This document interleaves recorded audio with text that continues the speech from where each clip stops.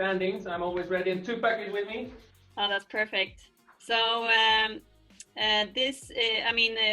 we have recorded 2 episodes of this joint webcast before, and this is the 3rd episode we are doing together with GetAccept and SalesScreen. And this time I have the pleasure to have the 2 CEOs with me as guests. And we will talk about the future trends of SaaS, and I'm pretty sure you guys have a lot of insights and perspectives on that subject. But before we start, do you just briefly want to present yourself and your 15-second pitch about your company? Do you want to start, Sindre? Sure. Yeah, my name is Sindre Haaland. I'm the CEO and founder of SalesScreen. And for those who doesn't know what SalesScreen is yet, it's a sales motivation software which utilizes gamification and visualization to kind of power up the reps' productivity. I would say, I think like Fitbit, what they're doing with steps, measuring that, making it fun and engaging. That's what we do with CRM rep activities, so like phone calls, email sent, offer sent, or deals closed. And yeah, by doing that, we help people to kind of crush their goals, pass them. And we do it in style across mobile, TV, and web. Cool. And Samir, what about you?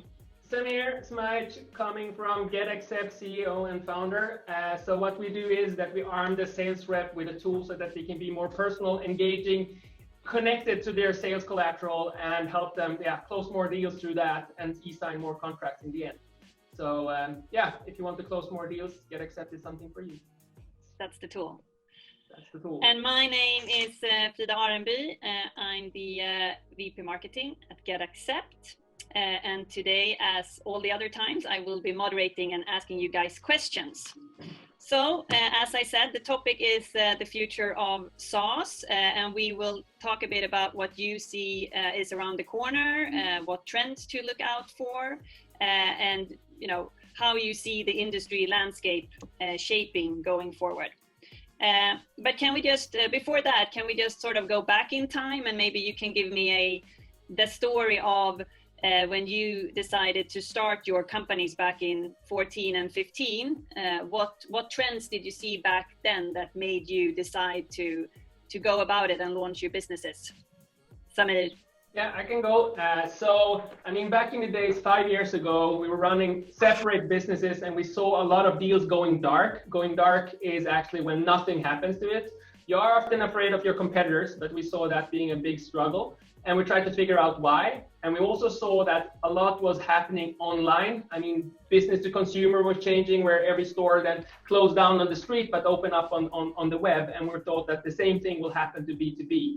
And the combination was actually then that due to that things were going dark, we wanted to make that engaging and more personal experience while selling B2B online. So that was actually the problem that we wanted to solve, and that then the actual solution has been evolving as we have been traveling through this 5-year journey, and based on the topics, and that's on everyone's mouth nowadays with COVID and people working remote, it's even like an even more uprise topic. So that was how everything got started. And in terms of growth ambitions back then, what did you think? How did you think about going about growth? Were you outbound sales oriented, or were you certain immediately that you were going to expand to new markets? And what did you think about back then? So our thought about growth was global explosion. Crazy Swedes, not very common coming from the Nordics. So we started like the Delaware C Corp company and thinking of global, going to US, got into Y Combinator, etc. But we did it with an outbound model. So what we knew was doing sales and hit up the phone and really use our networks. And we used that to get to like the first couple of 100 customers to get feedback. I think actually that's a quite good way of thinking of it, because you need that feedback to then accelerate. And then we then went on going more on the marketing side as we developed, and now we're more looking into the product side. But we always had the urge to get to the product-led growth through the virality that we think GetAccept had. So I think that was what we saw from the beginning, but we didn't really understand or dare to use that before, like getting those customer evidences. Would you say that the sales-led strategy, was that a trend that you saw was pretty common 5 years ago, or was it more that you were more used to that or felt more? No, it was mainly that we were more used to that, and then we went through Y Combinator, and they talk a lot about do things that doesn't scale in the beginning, and we thought like, oh, this doesn't scale at all, so let's do this, and we knew how to do it, and it was all about like collecting that feedback and getting that customer evidence so that we then could know how to propel this forward in the next step. And I actually think it's a good way, because many get stuck about doing viral things or doing marketing things, and they never understand really why or to who. But that first step is actually understanding your customers and doing it the right way. So I think whatever you want to build, try to get through that first and learn how to sell it. I mean, I don't come from I love sales, but I'm not the salesman, to be honest. People don't say that I am, but doing those sales calls, doing those proposals, sending that document, using GetAccept also, of course, helped me to understand how to pitch it more on a marketing pitch in the future. Yeah. That's the modest Nordic approach again, Samir. Like as the CEO and founder, I guess we're all salespeople in a way. We're selling the vision, we're selling the ideas, we're selling what we do. We really believe in it, and we have a passion which is unique. So it really makes us into one of the best resources when it comes to sale. And I think any new founder needs to realize that they need to be able to sell their own product like from day one. So I agree with you on that part. And I also really like the approach that you've kind of learned from Y Combinator. And I think it's really important to kind of emphasize the fact that there are always going to be new exciting trends. But from time to time, you need to realize that there's not like a textbook that you can read and then execute on.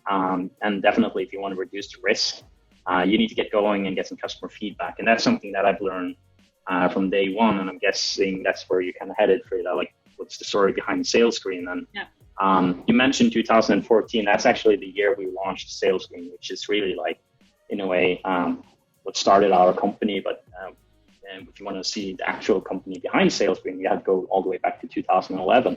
Okay. So that's when I founded what it was then called Dogu SalesScreen, or Dogu, which was like the underlying company. And at the time, I didn't really know what kind of product I wanted to build. I just knew that I wanted to build a business, and I was passionate about the SaaS business model. Mm-hmm. And back in 2011, that was really new. Like we were one of the early adopters of Microsoft Azure. So we got tons of free resources from them and kind of became their guinea pigs. But I did all the founder mistakes you can imagine with my first SaaS. It was actually like a corporate messaging system where our intention was to kind of replace the text message just with a SaaS model where you have like a mobile app and web dashboard. And we based it out of a new cool technology called push notification. I mean, like today, that's so weird to say, but for us, I was like, whoa, this is like so insane. Push notification can really replace the text message and add so much more. So that was like intended to be a weekend project, escalated into a year-long project. And, when we finally finished, we had no real demand from the market, no customers. And we're kind of stuck in that, I would say, like classical founder trap. And lucky for us, I mean, we had one customer, like an advertisement sales company, who sent a bunch, and we're talking like tens of thousands of text messages internally every month. And they were looking to replace that with our service. And it turns out that they sent the text message every time somebody closed the deal, just to give like a virtual pat on the back, like some recognition to the sales reps. And that really became the start of SalesScreen. So it was a completely new category, like sales motivation software, that kind of got born back, I would say, in 2013 was the point. That's when we decided to pivot and we started kind of over again. We also added a different mega trend at the time, really new trend, I would say, like gamification and applying like game-like mechanics like leaderboards and badges and achievements into something like business related. And again, at the time, that was really unheard of. So we were one of the first movers utilizing gamification as well, because we just thought it made so much sense to bring into a sales motivation software. It makes sense actually. It's quite logical. But so I guess like the SaaS trend and the gamification trend was two trends that we kind of exploited or used when building SalesScreen and releasing that in the market in 2014. But more importantly, just, listening to the customer's needs and what they wanted was like ultimately so important for us as well.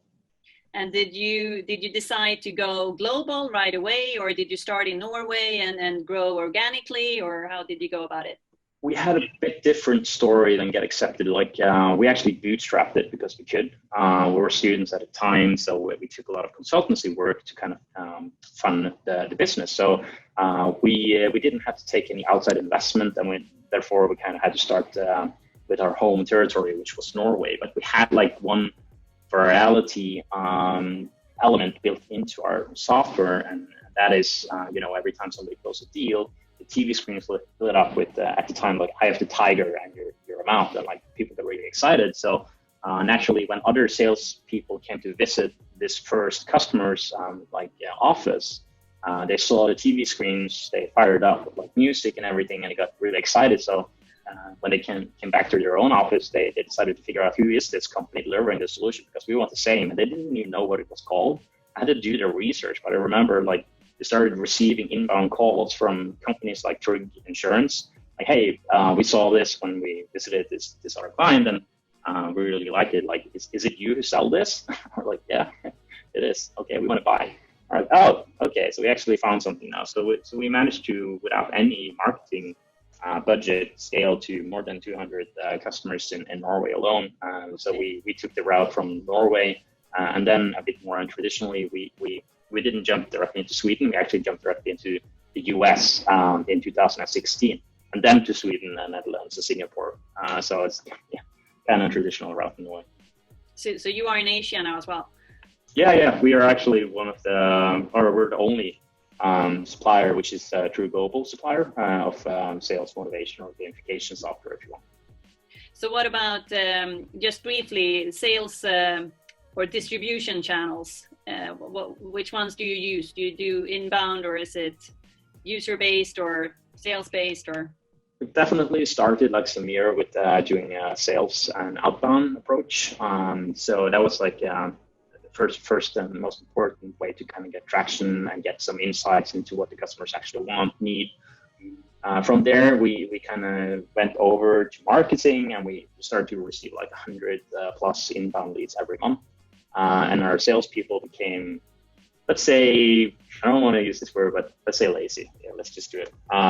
Throwing that fire. Yeah. But so they were kind of sitting back, hey, enjoying inbound leads, and that didn't really bode well for our future growth. I think you always need to have that hunter mentality, preferably a combination. So we then kind of tried to go back again to more outbound focus, using more of an account-based marketing strategy. But we definitely had all three phases, like first outbound, then inbound, now a mix, I guess.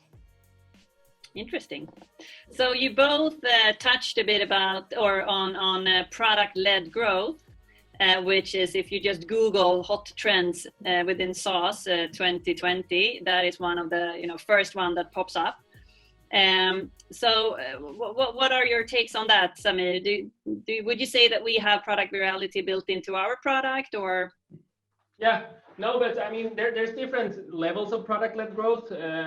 We have fortunately a very, very known man called Bill McKightis in our board from Slack, who talks a lot about this, and he's always on me like, we need to get to this next level, and that's all about like word to mouth, which is the old-fashioned way, but still a product-led growth. So what we're talking about there is like, how can you get people be such big ambassadors that each and everyone will tell 10 others about this product? And then we come down to NPS, where that can tell you really if that's the case. If you have a very high NPS, often we talk about 80 plus, then you have a potential of a word-to-mouth product-led growth machine. And that's one way of looking at it, if you want to do that. And then we have the other viral part that you also mentioned, Sindre, that people that come to an office and then see something, they say, hey, what the hell is this? And then they sign up or look for that, which is a viral part, which then can get even more extensive if you, like GetAccept, have everyone sending something with us, being a contract presentation in a nice looking format, displayed for someone who's also a sales manager maybe or whatever in a B2B space, and they see it. Yeah, of course, that's even taking it to the next step. Sorry, Sindre, but than someone arriving at your office. Of course, we have product-led growth, but then you need to take care of that. I think what often people forget, and so did we a little bit, is like how can you build a machinery around it where when then they sign up, understand what to do. So it needs to be almost like a self-service product. So if you come in, you're like automatically figuring out, oh, this is the next step. This is what we need to do. And then often people forget the UX UI experience, and then we are like the whole machine is taking off. So yeah, I think GetAccept for sure have product-led growth. We can do a lot more. We have a lot of ambassadors, but we're not fully there. No. So would you say that product-led growth, and this is for you, Sindre, is it existing in combination with sales and marketing-led growth, or do you think that it will take over more and more? I mean, I was thinking a bit about the product-led growth here the other day, and it's with all these kind of new trends, there's always populistic like approaches to it and like the extremes.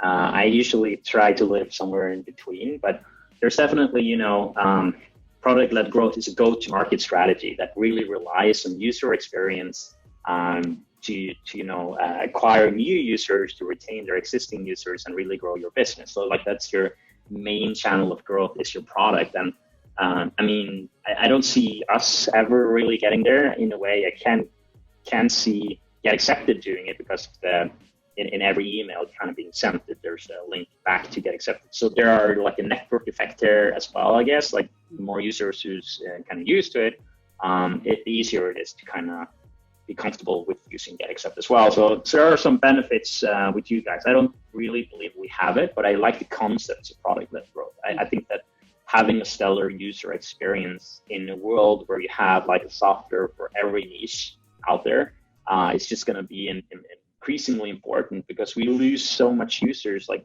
any SaaS will lose so much users from the first day they kind of enter the platform. If they don't love it instantly, they don't get it, they don't understand it, they're probably not going to get back. It's definitely going to be hard to get them back. So you need to really consider these things from day one. And it's a super interesting go-to-market strategy. Everyone should kind of have it in the back of their minds. I think it's a really hard one to execute on, but once you do, you can grow extremely fast and then at like a preposterous scale.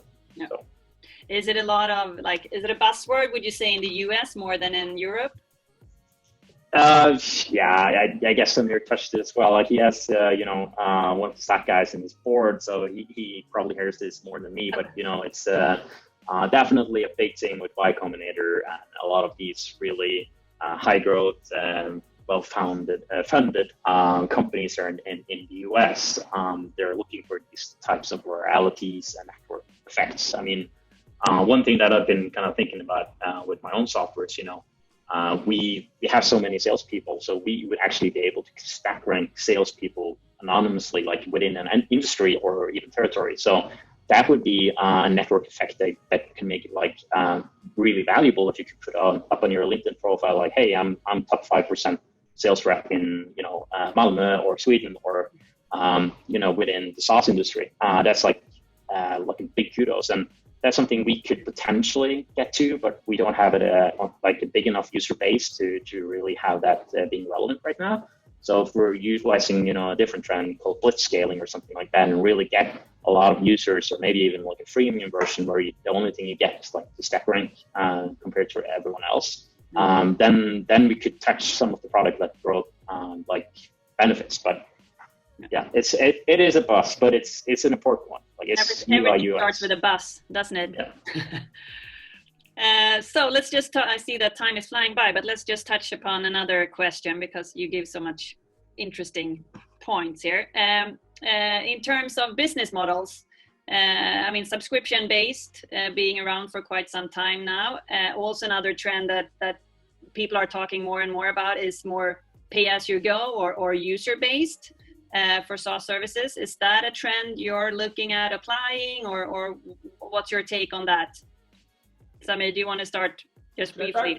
Yeah, no, but for sure, this is a really hard topic, I think, because we have been discussing pricing for like 10 board meetings, I think, more or less. But anyways, I think what we see out there, like subscription base is for sure here to stay, but then they get more and more complex. You have pay per seat, and then you add pay per volume in some kind of tick off effect. And then you maybe have modules. So if we take an example, we have for ourselves intercom for the chat on the web page, super cheap in the beginning, you pay per seat. Then suddenly they start paying per contact or active contact as they call it. And then they also have modules on top of that, automated bots and etc. And of course they do that to be able to expand on their existing customer base, which I think is what always happens as you grow the company base or the company and the customer base. But what you need to think of, I think, is when you go on that multi-tier, we have different price axes or axes. You have to think of the complexity, both for your in-house like sales team, but also for your customer, and also like the second one, which is how disincentivize the product usage. I don't know if that's the right word, but think of, I have one example of a CEO in a Series B company who has scheduled every month that go into Intercom and remove active users that he doesn't want to pay for. I don't know if he uses his time in a good manner, but that is like disincentivizing what maybe could happen if you stay with them and nurture them in another way through chat or whatever it can be. So yeah, that is what I think we will see, more multi-tier, but that's always been the case. Yeah. Are you thinking about Samir? Like, are you thinking about Slack's fair pricing model, like as opposed to what you just said?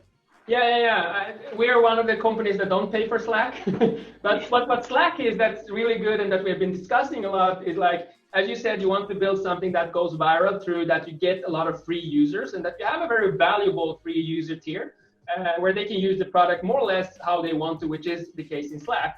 And then they have figured out like which companies do we want to attract, which companies do we want to sell to, who has the money we want to take. And that are a little bit larger corporations. So they put like a limit on, you can only save 10,000 messages and then you can search, and that gets super annoying, which it is. But anyways, and that threshold's always hit in 6 months after a certain size of companies start using Slack. And it's really interesting as well with what they do, that they just pay for the users who's been active within a month. So that, it's, if you have 100 employees and 10 go in paternity leave, like in our company right now, you don't have to pay for them and you don't have to go in and actually manually remove their licenses or anything. It's just like they see that they haven't been a part of it for a month, then they're not included in the bill. So that's kind of like an interesting take as well. That's another approach.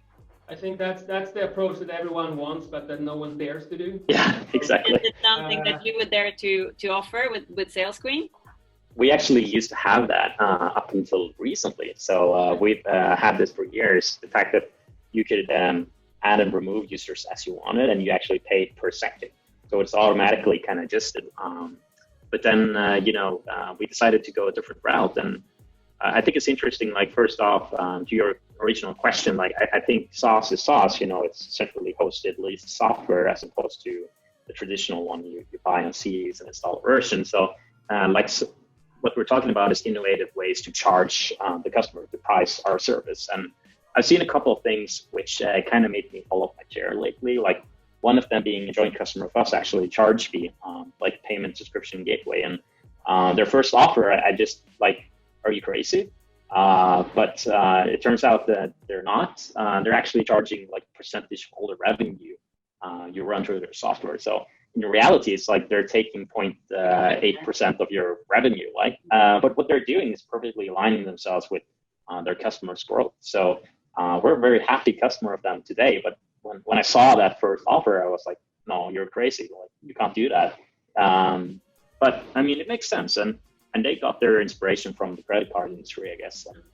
Stripe taking like a percentage of every transaction. But the interesting part is like this SaaS doesn't take like the actual credit card transaction, but they still take like a percentage point. So something like that, I think is really smart. Different one, which I think also Samir touched, is like, I like to call it the a la carte menu. So before we used to have like within our industry, very transparent pricing. The prices was up on the website. And the goal was always to make it as simple to understand as possible. So then, we added the different tiers. You had like a pro, premium, enterprise version, whatever. and you ended up creating one feature, but you had to buy the biggest package, and you got a ton of features you didn't want, and you got mad as a customer. So that's a different approach we've been through, and now it's more over to the hybrid. I would say like you need to have a base package, but then you can like have the add-ons, so the customers can kind of choose from a la carte menu exactly what features they need and want and are willing to pay for, meaning they also feel that it's a bit more fair. So that's kind of like the approach we've gone towards right now. It's like we have a base package, and then we develop modules on top of that you can add on to the original subscription. And it's still subscription, it's still seat-based, it's still annual, but I mean, it's different from what we had a year ago. It's the McDonald's approach. Right? Yeah, I guess. That was the McDonald's approach. Yeah. You buy a Happy Meal and you add on exactly. Milkshake. Yeah. So last but not least, if you are very inspirational, both of you, but do you have any people that you admire or are inspired by? Doesn't necessarily need to be in the SaaS industry, but if it is, it's interesting to hear who that person is. Who wants to go first? Sindre, you go. All right. So actually, no. And that's kind of strange to say. So no, the reality is, there's not like, I can't say Elon Musk or Bill Gates or anything like populistic like that. It's not the truth. It's the truth for me has been that I've been extremely inspired by my customers. So from early days, when I felt that like Samir, I'm not a salesperson, I'm an engineer, I'm a computer geek, I don't know how to sell. I talked with a lot of customers and they were experts at selling, and I learned a ton. So my customers kind of became my mentors and ambassadors and inspiration, and they still are. Like that's why I think we've succeeded with SalesScreen opposed to the corporate messaging application we developed the first time around, is that I didn't really base the product development and the business on what the customers was actually willing to pay for and what they needed. And by listening to the market or like those executives, I learned so much, and we incorporated that into what we built. And that's, now I'm a big fan of sales. Like I love the thrill, I love the game. I still run my own sales cycles. It's just it's a lot of fun. That's a good answer. That's a super. You get a gold star for that. Samir, what about you?